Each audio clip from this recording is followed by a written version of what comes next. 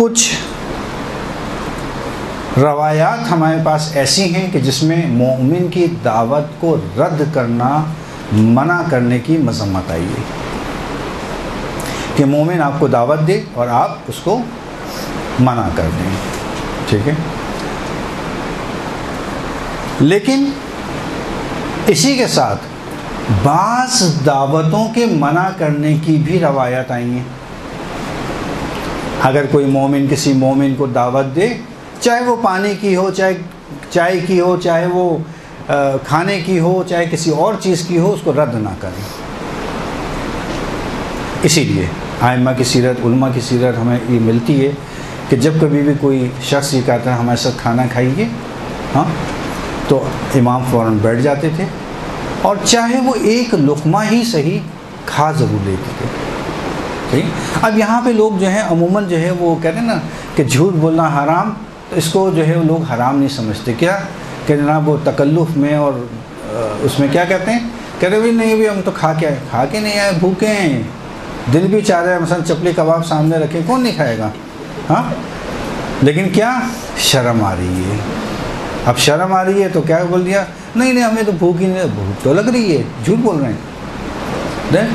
کتنی چھوٹی چھوٹی جگہوں پہ انسان حرام کام انجام دے، حرام ہے جھوٹ بولنا کہ بھوک نہیں لگ رہی۔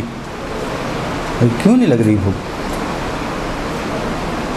مومن کی دعوت ہے، بسم اللہ قبول کی، پورا نہیں کھا سکتے تھوڑا کھا لیں، جھوٹ نہ بولیں، ہاں۔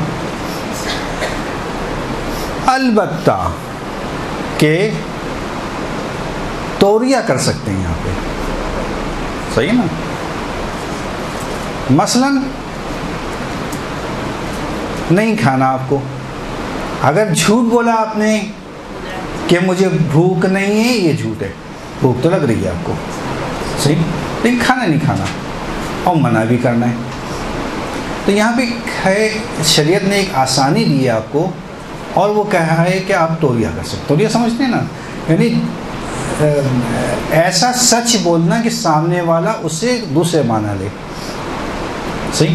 مثلاً مجھے کھانا نہیں کھانا، بھوک تو ہے، تو آپ بھی کہہ سکتے ہیں کہ نہیں میرا پیٹ بھرا ہوا ہے، پیٹ بھرا ہوا ہے، مگر کوئی انسان اس دنیا میں ایسا ہے جو یہ کہہ سکے کہ اس کا پیٹ بھرا ہوا نہیں ہے؟ کون ہے ایسا انسان؟ یا تو انسان نہیں ہے وہ، نہیں مانوی لحاظ سے نہیں، آپ غلط فہمی کا شکار نہ ہو، مانوی لحاظ سے، مادی لحاظ سے پیٹ سب کا بھرا ہوا ہے، اس میں جگر ہے، اس میں دل ہے، اس میں آتے ہیں، اس میں جو ہے گردے لگے ہوئے ہیں، کون سا پیٹ ایسا ہے جو خالی ہے؟ بتائیے۔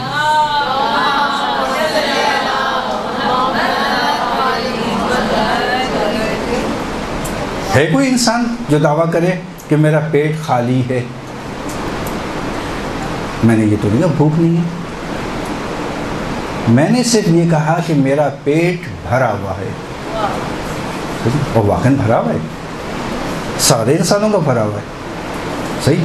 اب اس سامنے والے نے اگر میری سچی بات سے کوئی دوسرا معنی لیا ہے، اس میں میرا کوئی قصور نہیں ہے، اس کی تقصیر ہے، میں نے تو سچ بولا ہے کہ میرا پیٹ بھرا ہوا ہے۔ یا اس قسم کی دوسری توریہ کے حوالے سے، جو ہمارا موضوع توریہ نہیں ہے، اس لیے میں یہاں پہ بیان نہیں کرنا، ورنہ اس کی بہت ساری ہمیں مثالیں دنیا میں مل جائیں گی، اور بہرحال انبیاء کی مثالیں بھی ہیں، ائمہ کی بھی مثالیں ہیں، اور اس دنیا کی دوسری مثالیں بے انتہا ہیں موجود اس میں۔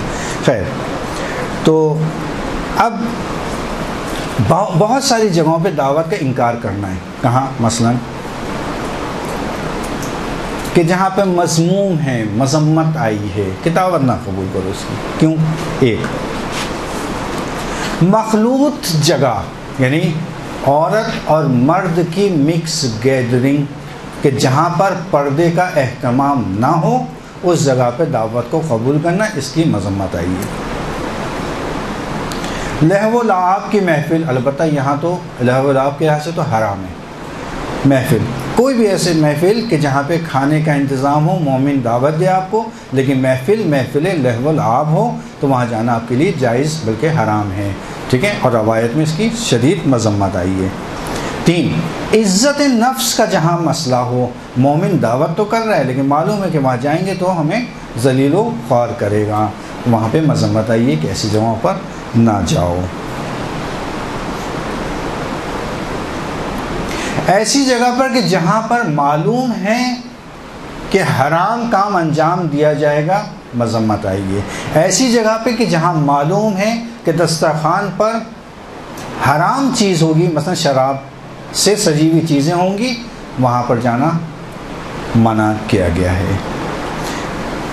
ہر ایسی جگہ پہ کہ جہاں پر غذا شبہناک ہو، شبہناک یعنی معلوم ہے کہ حرام غذا ہے یا حرام حلال کی نہیں ہے غذا، وہاں پہ جانا منع کیا ہے، مذمت آئی ہے۔ فاسق شخص کی دعوت کو قبول کرنا منع کیا گیا ہے۔ روایت رسول کی حضرت ابو ذر غفاری سے رسول نے کہا کہ فاسق شخص کی دعوت کو ہرگز قبول نہ کرو۔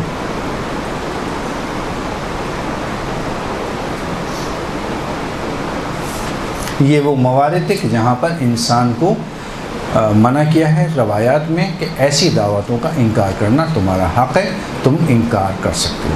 برحمتك يا أرحم الراحمين وصلى الله على محمد وآله الطاهرين۔